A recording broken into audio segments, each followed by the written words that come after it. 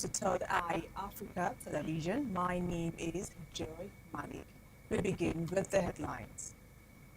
Nigerian Interior Minister pledges a comprehensive reform to transform correctional centers. Nigerian military troops kill 74 terrorists, apprehend 130 suspects.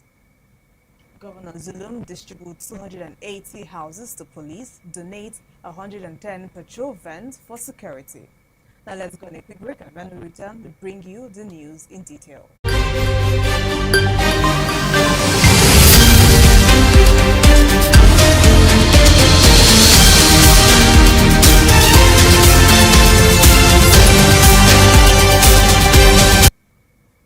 Welcome back. Now the news in detail. The Nigerian Minister of Interior, Dr. Lubumi Tunji-Ojo, has pledged to decongest custodian centers as part of a comprehensive reform plan to transform the Nigerian Correctional Service. Tunji-Ojo made the pledge at the second public hearing of an independent investigative panel on alleged corruption and other violations of the law leveled against the Correctional Service in Abuja. The minister emphasizing the need for a holistic approach to address the challenges facing the correctional service, announced plans to improve the welfare of correctional officers.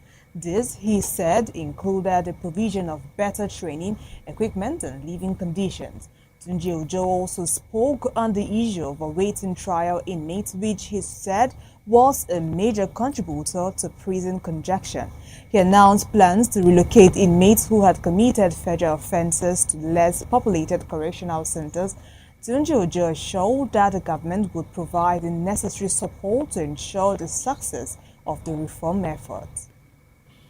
And on fighting terrorism, the Defense Headquarters says troops have neutralized a total of 74 terrorists, apprehended 130 suspects, and rescued 61 kidnapped hostages in various operations between March 5 and March 13. The Director, Defense Media Operations Major General Marcus Kange, made this known in a weekly report on ongoing military operations across the country in Abuja. He said the successful operations were jointly conducted by the land components of the armed forces with the team from the Office of the National Security Advisor, security agencies, and hybrid forces. He said that a total of 143 terrorists comprising 5 adult males, 66 adult females, and 72 children surrendered to troops within the Northeast Theater of Operation during the period. The troops of Operation Delta Safe Haven continue to sustain the fight against activities of crude oil thieves in the Niger Delta, destroying 56 illegal refining sites in 1 week. Now, the Director of Defense Media Operations Major General Marcus disclosed this in the weekly report of the ongoing military operations across the area. He said the troops also recovered 675,000 liters of stolen crude oil, as well as over 312,000 liters of illegally refined diesel, among others, within 1 week. Now, according to him, items recovered include 4 pumping machines, 4 trucks, 3 motorcycles, 7 mobile phones, and 8 vehicles. Now, the Inspector General of Police, Kayode Ekpetokun, has launched the distribution of 110 operational vehicles, 500 motorcycles, and 280,000 units to security agencies in Borno State. The initiative, led by Governor Babangana's Umar Zulu, aims to enhance security operations and improve the welfare of security personnel across the state.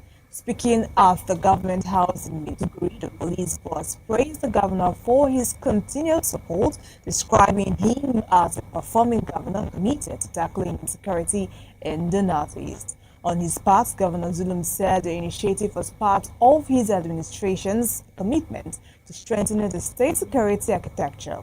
He explained that the vehicles and housing allocations were designed to improve mobility, enhance response time, and boost operational capacity in the fight against insecurity. And in Jigawa State, the Jigawa State government has allocated 3.4 billion naira annually to support the 9,974 security guards it recruited under its schools Safe School initiative. Now, the state governor Umar Namadi made this known while speaking at the graduation of the first batch of the guards trained at the National Youth Service Corps permanent site in Paniswa. Namadi, who expressed delight over the quality of the training provided to the guards, said that the initiative was aimed at safeguarding schools, hospitals, courts, and water facilities across the state. Now, while reiterating his administration's commitment to protecting public facilities and ensuring their sustainability, he said that the program was not just about security but also about job creation. The governor called on communities to support the security personnel, saying that ideally the institutions should be safeguarded by the communities themselves. Now, the Nigerian Army has advised residents of Enugu State not to panic upon witnessing heavy movement of troops and equipment or hearing gunshots between March 17 and March 20. Acting Deputy Director of Army Public Relations for the 82 Division, Lieutenant Colonel Jonah, gave the advice in Enugu. According to him, the activity is part of a week-long range classification exercise by Nigerian Army personnel. According to him, the exercise is designed to sharpen the shooting skills of officers and soldiers in the division, as well as access to serviceability of weapons that have not been deployed in operations.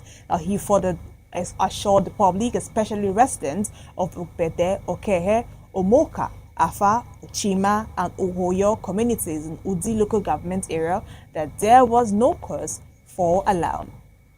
Now let's go on a quick break, and when we return, newspaper and press review continues. So stay tuned.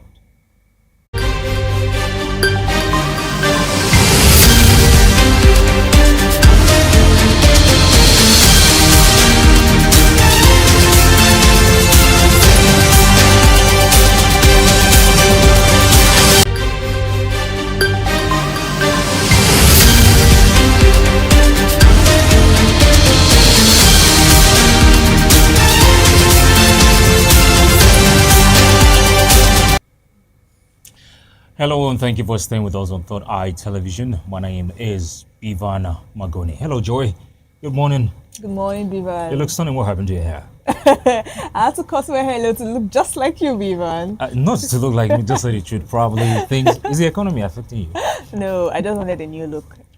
No, just say like the core member. At least like the core member, yes. I know things right, are really difficult for people. And I think she has a point there. And maybe much later we get to have that conversation about the co-member. I mean, egg used to be 800 naira, and all of a sudden 6,000, 5,000 to buy a crate of egg. It's worth crying on camera. Okay, but just before then, let's take a look at some of the top stories we have from our national dailies here. Right now with me is the New Telegram. Okay, so we have why Akpabio Natasha face-off can affect tax reforms bill's passage by OPS, raises the alarm over major bills abandonment. Serap sues Akpabio over Natasha's suspension. You can find his stories on page 4 and 26 of the New Telegram. And then Rivers crisis compel Fubara to present budget. Assembly tells citizens. Debunks claim it received governor's letter. Says lawmakers have seen hell. El-Rufai rallies opposition against Tinubu for 2027. Sule Lamido, El-Rufai's invite for me to join SDP, an insult. We've learned from the PDP, APC's mistakes. You can find this story on page 5 and 7. And then more. Reps recover 28.7 billion naira from 2 oil firms in 1 week. Oil price fluctuations pose fiscal risk for Nigeria. You can find the story on page 2 and 20. And then moving to still on page 2, attack on National Working Committee. Wicked utterances, actions damaging PDP, says CP-PDP. And then moving to page 7, Oberiwari's impressive records on settling opposition, as according to Aniagu on page 7. And then Trump moves to douse down Voice of America. 59 dead, 155 injured in North Macedonian nightclub fire. You can find that story on page 5. And then letters of credit. Forex crisis cuts payment by 33.3% to $873.07 million. You can find that on page 8. Pfizer to short operations in Nigeria. Lays off employees. Like we say, can it get any better? So Pfizer to short operations in Nigeria. Lays off employees. Go to page 8 of the New Telegram newspaper. IV drips can contain microplastics elements. According to study, you can find that on page 26. Turning to the back, leadership inside Dakuku Peterside. You can check it out. Rivers backlash of a Supreme verdict. And then columnist, Newcastle win first trophy in 70 years. Beat Liverpool to Carabao Cup. You can find that story on page 31. And of course, for those of you that love cartoons, you can check this out. And I think that's the much you can take from the New Telegraph newspaper. Well, on the Blueprint newspaper, we have reps recovered 28.7 billion naira from Chorus Energy. You can find that in page 8 of the Blueprint newspaper. And then we also have on page 16, NDLEA nabbed 2 behind US, Italy bound cocaine in prayer beads. You can imagine at what length people can actually go to smuggle illegal, illicit drugs. And then also we have allegations of fraud, unfounded, false First Bank. You find that in page 17 of the Blueprint newspaper. And then on sport we have World Cup qualifiers, Super Eagles full house in Kigali. That's in page 32. And then we also have don't allow emotions dictate your decisions. Lamido tells Erufai. You find that in page 8 of the Blueprint newspaper. We also have how I got access to attend IPU meeting in New York, Natasha Poti. And then we also have troops arrest 2 notorious bandits, recover weapons in Plateau. We find that in page 6, we have Fubara's crisis caused by bad advisors. You can find that in page 6 also of the Blueprint newspaper. And then lastly, we have Nigeria to capture 50% of $43 billion oil, gas, feeds in 2025. That's in page 17 of the Blueprint newspaper. What do you have there, Bevan? Okay, we're moving to the leadership newspaper.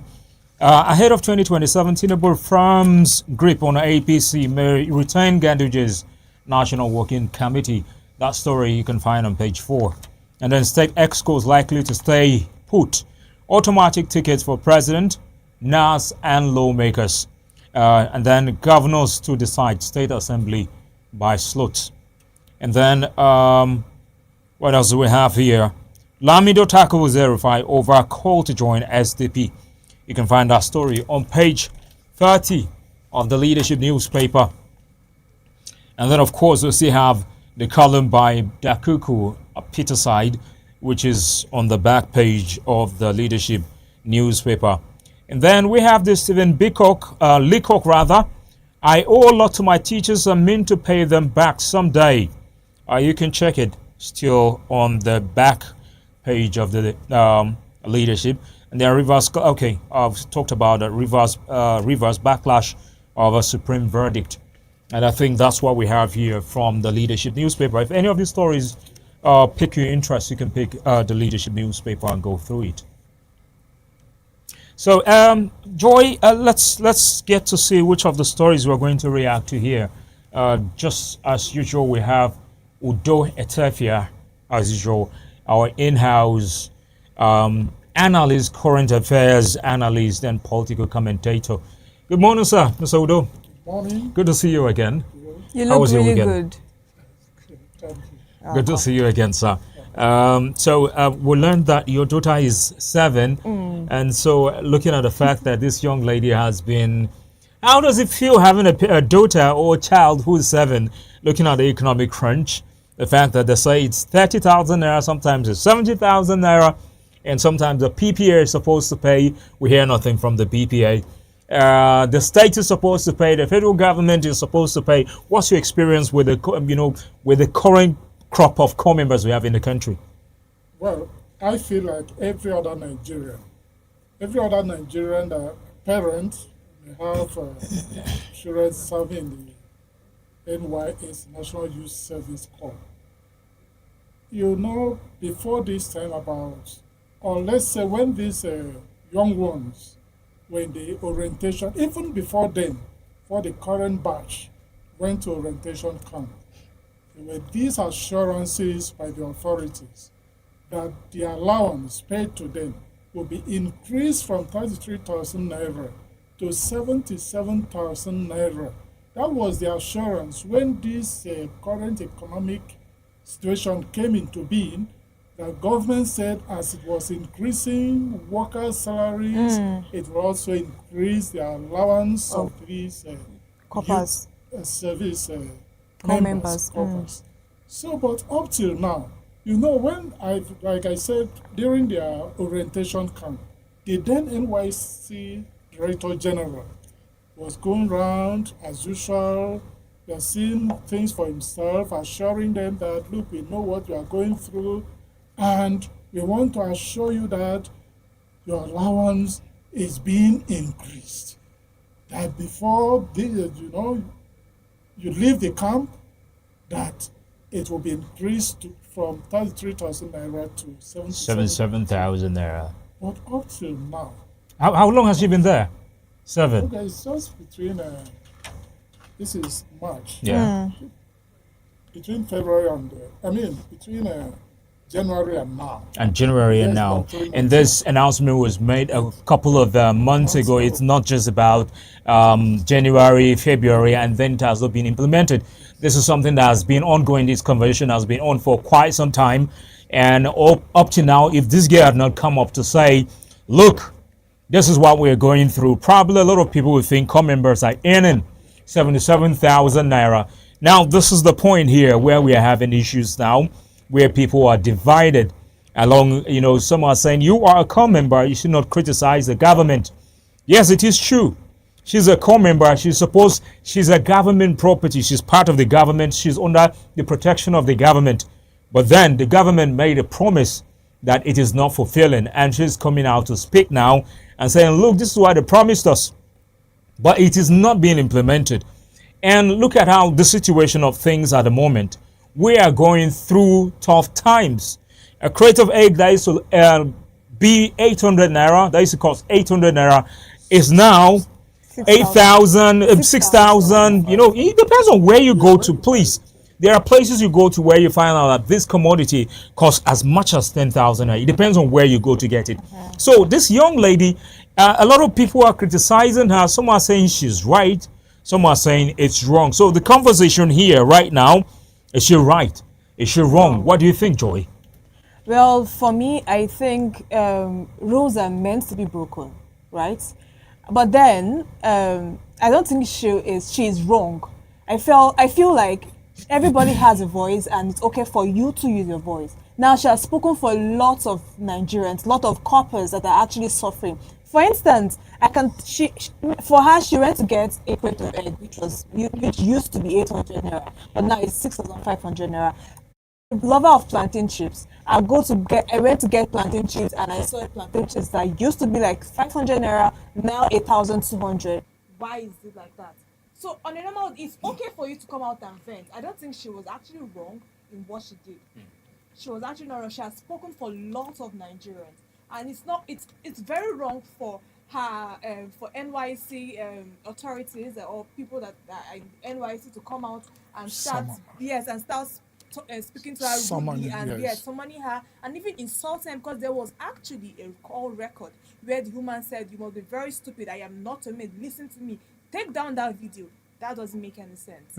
So now the question is, sir, do you think she was wrong or she was right? It's something that came out spontaneously out of what she's going through. Because you went to the market, you want to buy something, you discover that what you have cannot, and you need this thing, and perhaps you are hungry. So it came out spontaneously. Let me do this and see if the authority would listen.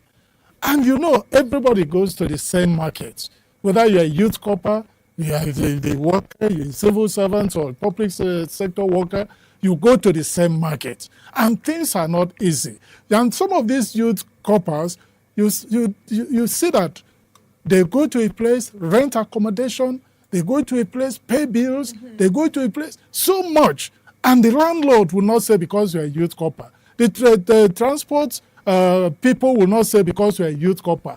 You still pay the same, maybe 1,000 naira, 500 naira, 2,000 naira a drop, to where you are going to. Nobody will say because things are gone are the days that youth coppers, the transporters will say, okay, these are our children, let's help them. But now the transporter, the taxi driver want to say I can add up to his 9,500 to make it 10,000 to buy 10 liters of fuel. So nobody listen to anybody, no matter the background you are coming from. Thank God you have, sorry, Bivan. Thank God you have a daughter who is a core member. How do you cope, or how does she cope with transportation? Do you still assist her in some way? She falls back on the parents. She falls back on us. I don't have money to go out today. Please give me 5,000 naira. Either the mother or myself would look for the money and give her. So this is where the conversation is. Has the NYSC outlived its usefulness? This is the question we need to start asking ourselves. Because if a scheme is created to unite Nigeria or Nigerians, where those from the north, from the east, and to the west are moving from one part of the country or the other, in order to unite and learn about the country, in order to, find a way to grow and sustain this country. And right now, the mode of feeding or the livelihood or the cost of living is actually after their lives. Is the NYSC meant to be sustained? Because this girl has opened a can of worms.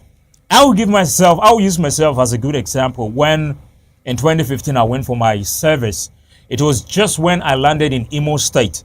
That was when Buhari came into power, and everything spiked at the same time.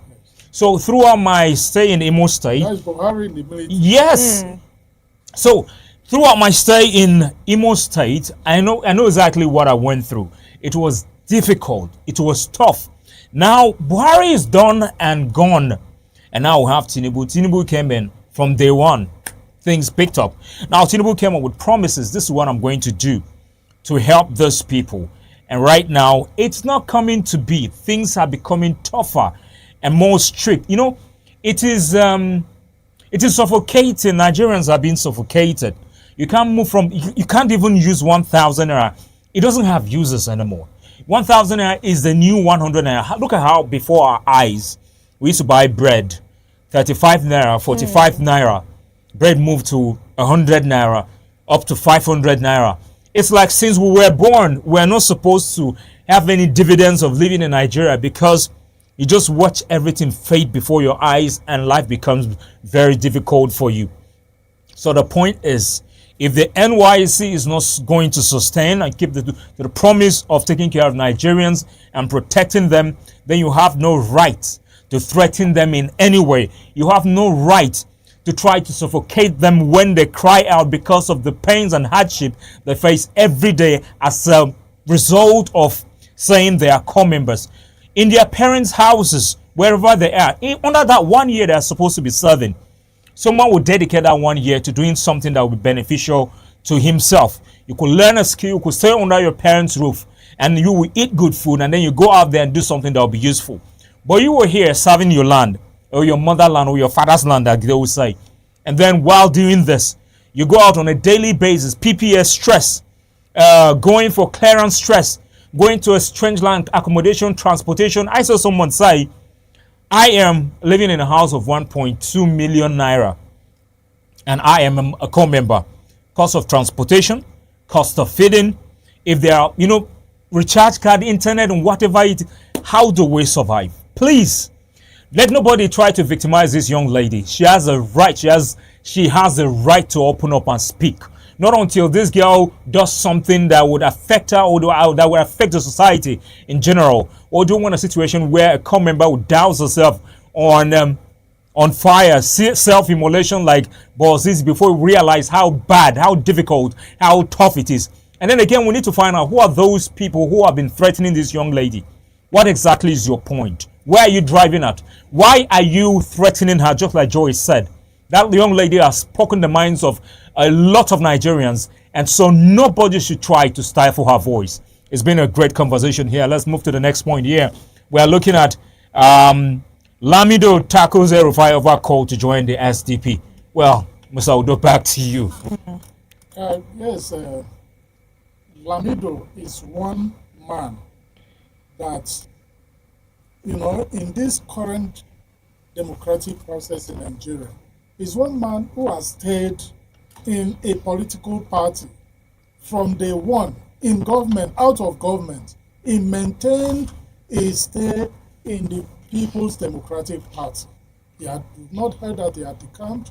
Since he left government as governor of Jigawa State, he had remained in the PDP, despite the ups and downs of the party.